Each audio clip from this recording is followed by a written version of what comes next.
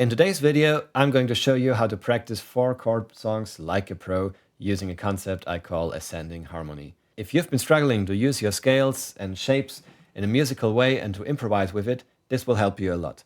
We're going to go through this harmony, ascending from 1 note all the way up to 7. I'm going to show them in one position, and then at the end improvise with them a bit more freely so you can see what you can actually do with this. Let's go.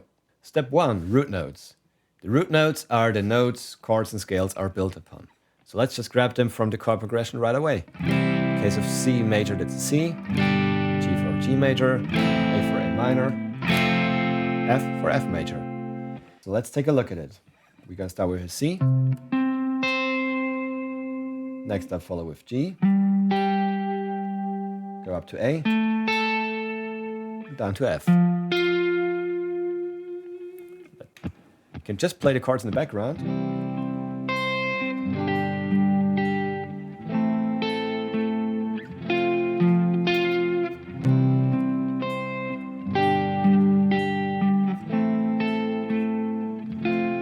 Once you're comfortable,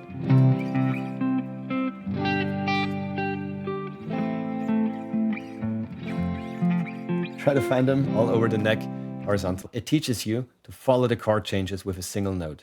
If you can't follow a chord change with 1 note, how are you going to follow it with 6 or 7 notes? But the most important point here is, it's a great insurance when your strings rip on stage. For instance, if one of my strings breaks on stage and I can't play the chords anymore, and I only have time to tune up one single string, knowing how to find the notes of my current chord progression or riff on one string helps me to just play the single notes until the song is over and I can retune. When we move up to 2 notes, then we enter the territory of intervals/double stops. They have a very distinct sound. They sound pretty dirty and very characteristic. They are great for blues and pretty much any genre, really. But what many people do not know is that you can use them to actually follow a chord change. For instance, if I pick out the thirds of the chords,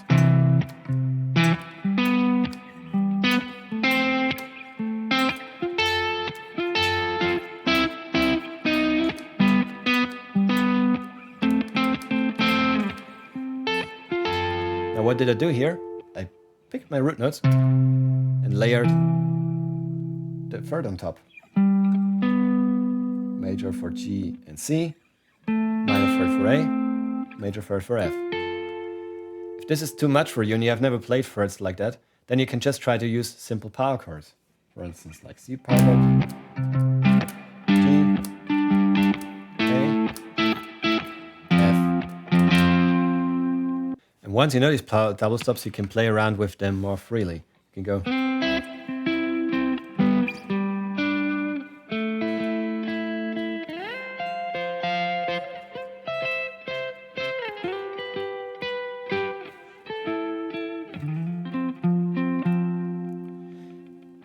These small intervals combined with note location are a superpower in unlocking the neck. It's one thing I noticed with one of my students.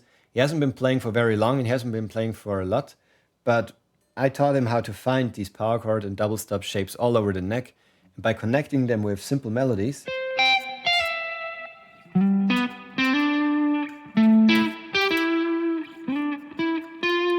he was able to play really nice, beautiful solos all over the neck in no time. It doesn't replace a cage system giving you every single nook and cranny of a scale, but it gets you moving very fast and is very quickly adaptable. Next up comes one of my favorites, which is Triads. Now, of course, doubling a C major here with a bar chord is possible, but what I prefer to do actually, also in the context of overdubbing for instance, is to use inversions. Inversions are basically the notes of a chord in different order, using only every note once. So in case of we get all these nice little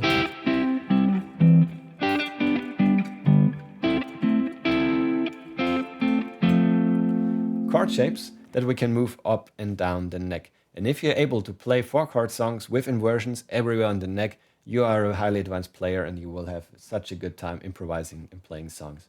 So in this case, for instance, we could go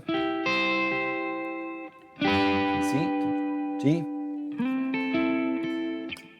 and then up to F. Keep in mind again, this is not an inversion lesson, and many of you might not know the shapes I'm fretting right now. At the end of the video, there is a handout where you can see 4 shapes you can use. For now, I just want to demonstrate how you can move the song up and down the neck with those inversions. Let's take a listen.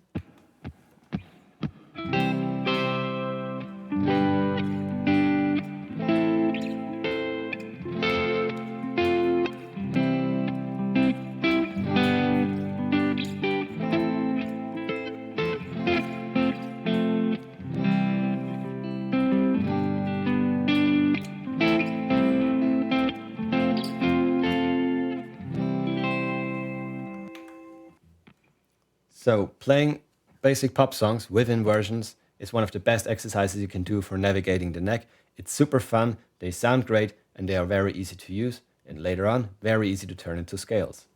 Now we're gonna take a look at arpeggios. You can just take these shapes and of course arpeggiate them just by picking them, but what is also great fun is to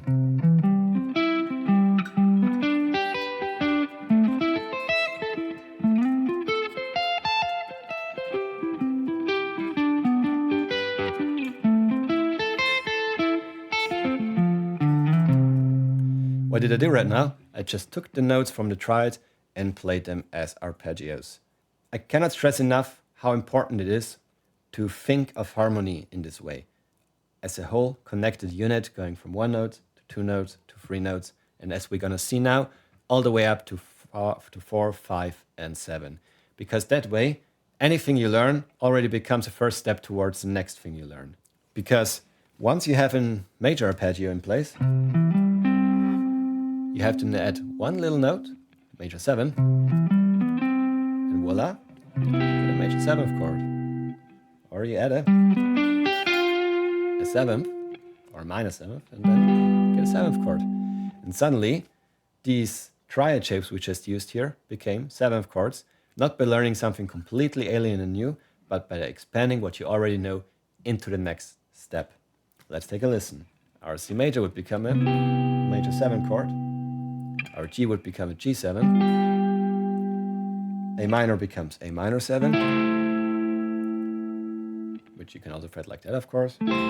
And lastly, the F major becomes our F major 7. And this whole thing now will sound a lot more jazzy, especially if you're arpeggiated.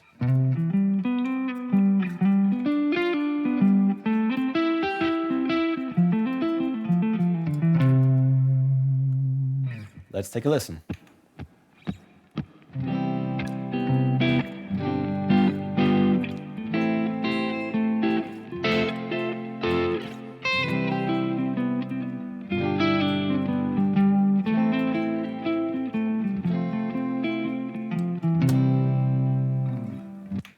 So the last 2 steps were purely chord-based. We took a chord and played it with the notes at the same time, and we played it with the notes in sequence.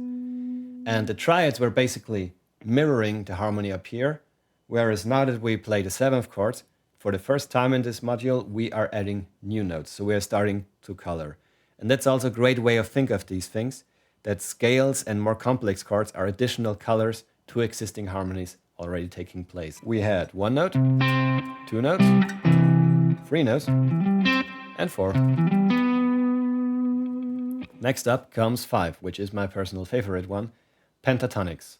My teacher would always really emphasize that I practice the pentatonics, playing the chord first, then starting from the root note,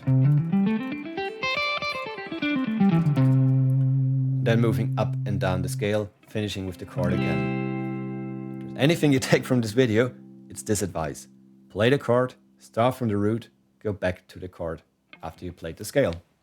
Why is it so important? Number 1, it connects your rhythm and lead guitar playing into a unified whole. Number 2, you know how to play in key, and you know which scale goes to which chord. In plain English, C major chord gets a C major pentatonic. G major gets a G major pentatonic. A minor gets a minor pentatonic, and so on and so forth. And suddenly you get something that sounds like this.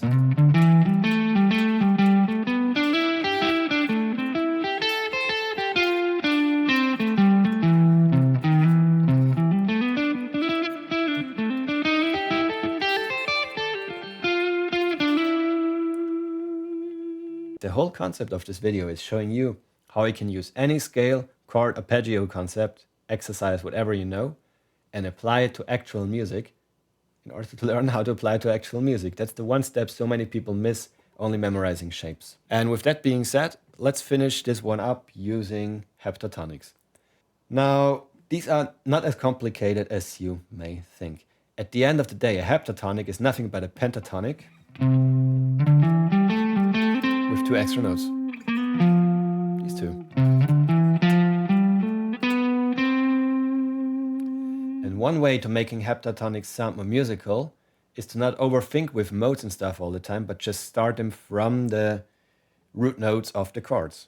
So again, if you practice the root notes before, you can turn one scale into the sound of different scales, as long as they are in the same key. Let's take a listen.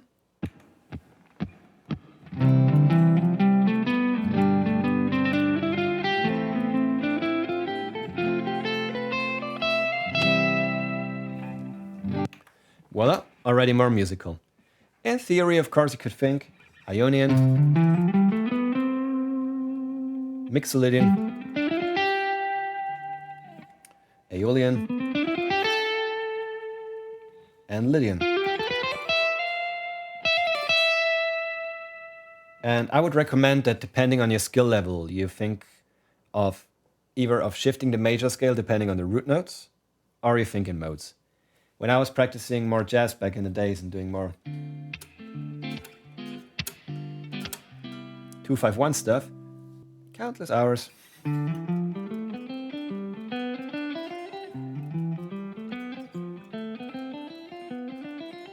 And so on and so forth, following the root notes from the chords. So this is a bit of a jazz concept here. And keep in mind, now that we are in the heptatonics, this can already be pretty advanced, and I make it sound a bit easier than it actually is, because applying 7-note scales in real time with a chord progression is a pretty difficult thing to do. So for the advanced players watching this up to this point, thanks by the way, that's a great way to test your scale knowledge. But just keep in mind, the concept of ascending harmony is that instead of thinking that a triad and a 7th chord and a mode and a pentatonic are completely different things, you're gonna see them as a unified whole. If playing 7 notes is just way over your head, you can dial it down all the way to just following the triads. If you get bored by doing that, you can spice it up a bit using pentatonics. Then when you want to play more notes, you can go up like that as well. And hopefully this will help you to see all these different steps as one thing and be able to shift gears harmonically, so to speak. Now, I made an exercise where I'm going to go through all these 4 chords step by step, starting from 1 to 2, all the way up to 7. And I added the link to it down here in the description.